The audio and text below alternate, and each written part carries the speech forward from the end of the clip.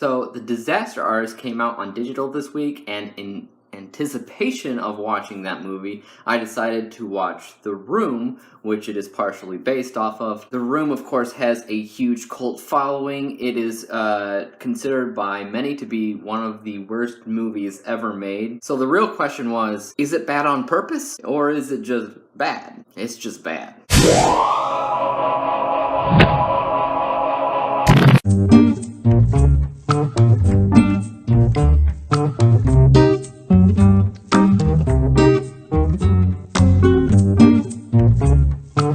The Room stars, and I don't know how to pronounce his name, so I'm going to say Tommy Wiseau. As he goes through life's problems, he puts a lot of devotion into the people in his life, including his fiancée, but also other people in his life, his best friend, his neighbors, stuff like that.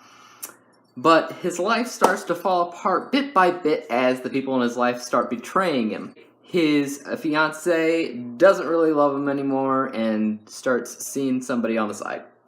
It definitely feels like they were trying very seriously to make a movie, and the only problem with that is Tommy Wiseau is a terrible filmmaker. Doesn't know how to write, doesn't know how to act, doesn't know how to show emotion, and because he actually wrote the thing, everybody in the movie is just as equally as bad as he is. But the thing about that is, you can kind of tell that they are trying, but the script that they are given is so horrible that they can only do so much. But we'll get into that in a little bit. First up is the people category. We're looking at the acting, characters, casting, importance, and chemistry, all of which gets half points except for the acting and the chemistry. Those get 0 points. The acting is terrible because it's a combination of lack of emotion, lack of range, lack of good dialogue, lack of everything, and it's something that I probably would have forgiven if it was just coming from Tommy Wiseau and nobody else.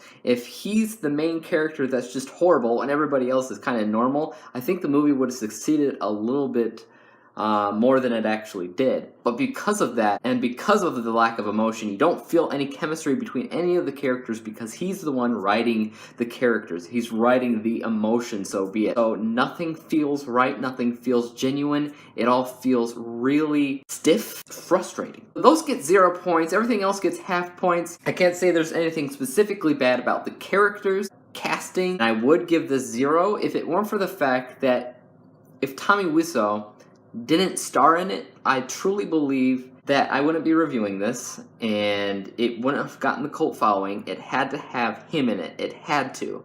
Everybody else is fine, but not the best. The importance to the plot, I think that there are characters in there that add to the plot, but there are also characters in this that feel random, and just, it doesn't make sense why they're there in the first place. So that gets half points, making the people category score 3 out of 10 possible stars. Next up is the writing category. We're looking at the dialogue, the balance of the film, the depth of the story, the originality, and how interesting it is. The dialogue is horrible, horrible, horrible. Once again, it's like the acting. I would forgive it if it was just Tommy Wiseau, but because he wrote it, everybody has terrible dialogue, and they're trying their hardest to make better performances than they can possibly do. But it's really Tommy Wiseau's fault for that. Dialogue gets 0. The balance of the film kind of has a focus when it comes down to his fiancée Lisa and what she's doing in her life, contributing to the plot.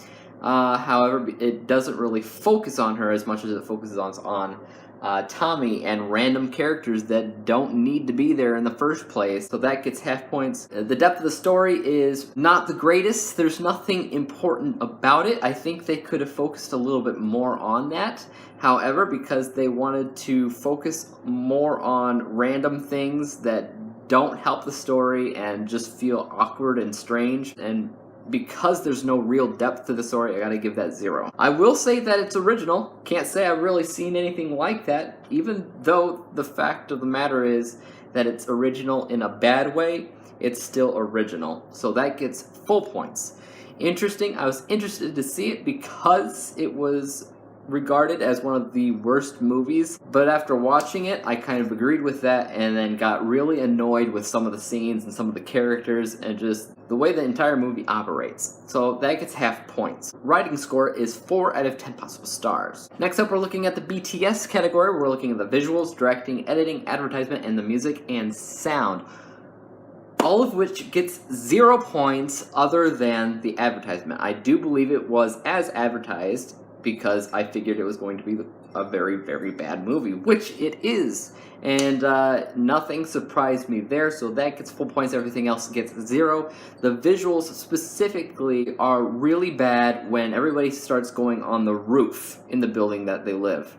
The roof has terrible green screen, terrible backdrops, terrible lighting, terrible everything, to the point where you're just thrown out of the movie if you weren't already because of those visuals. That gets 0. The directing, specifically when it comes down to the pacing of the film, is atrocious, to be completely honest, because of all of those random scenes in there that take forever to get through, and they don't actually add anything to the movie. They're just there because Tommy Wiseau wanted them to be there, and it just doesn't work on any kind of filmmaking standard. Directing gets 0. Editing contributes to the directing. They should have known better of when to cut scenes down instead of have them go on for like 5 minutes straight. You know the scenes that I'm talking about if you have seen this movie. The editing is really, really bad. So that gets 0. The music and sound, most of this movie is dubbed over. And the only thing I can kind of explain to you of how bad the sound is to point you towards Aunt Beru in Star Wars. She is famous for having a bad audio dub. Not only that, because somebody else voiced her, but even her line of overdubbing and being noticeable isn't as bad as the overdubbing done in this movie. Mostly with Tommy, because he has this thick accent he has trouble replicating in his own overdubs, so that gets 0. The BTS category gets 2 out of 10 possible stars. Next up is the narrative arc category. We go over the introduction, inciting incident, obstacles, climax, and falling action, all of which get perfect scores except for the obstacles and the falling action. The introduction does an okay job of getting acquainted with everybody who's in the movie, whether they're important or not. The inciting incident is kind of when things start rolling down that hill. It's when Lisa starts going down her path. I think for the most part it's one main obstacle, and it's from Tommy's perspective, and that's just like everybody's backstabbing him. But there's no actual obstacles where he's like, okay, I gotta get past this, I gotta get past this to see what's going on. It's just a mess of things. So that gets half points.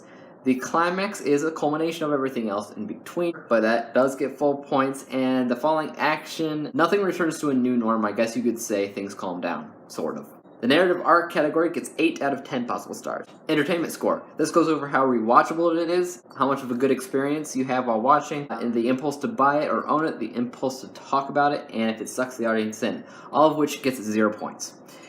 I would never rewatch this, which means I'm not going to buy it or care to own it. Some people have a fun experience while watching it because they think it's hilarious, but if you go on IMDb, you'll see that it's listed only as a drama. So as far as fun experience goes, I was more frustrated than anything else in the movie, so that gets 0. The impulse to talk about it, other than this review, no. So this gets 0. Sucking you in, they wanted Paramount to distribute the movie, and they returned the movie with a rejection in less than 24 hours when they normally look a movie over for 2 weeks. Think about that for a second. Entertainment score gets 0 out of 10. So these are the things that I wanted to know before I saw the movie. First and foremost, the question of, is it so bad that it's good, or is it just bad? The answer to that, as I said before, is it's just bad. There's nothing about this that would even give me half points, so that gets 0. Drama. As I said before, it is overdramatic, but it doesn't feel genuine because of the lack of emotions and stiffness from everybody and all the scenes together. That gets 0. Now, before I saw the IMDb only lists this off as a drama, I did expect it to be funny because a lot of people have said it's hilarious. So how funny is it? Well, unless you're just saying, you know, Tommy Wiseau says things funny and it's so bad that it's good funny, you can't really say that. Personally, I just think it's sad, but I can see from a slight perspective how somebody would see this as funny, because how do you get so bad at making a movie? In that regards, I will give it at least half points and say 5 out of 10. What room is the movie title referring to? It never explains what that is, so I still don't know what it's talking about, so that gets 0 points. Halfway decent? There's nothing decent about it, it's just bad all around. So that gets 0 out of 10 possible stars. If we add up all those points, we get 22 out of 100 possible stars, 22%. So guys, tell me what you thought of 2003's The Room in the comments down below. On YouTube, you know you can subscribe to me, hit that like button, and hit that bell to be notified when I come out with my next review, which should be tomorrow when I review The Disaster Artist. So until then, guys, peace out.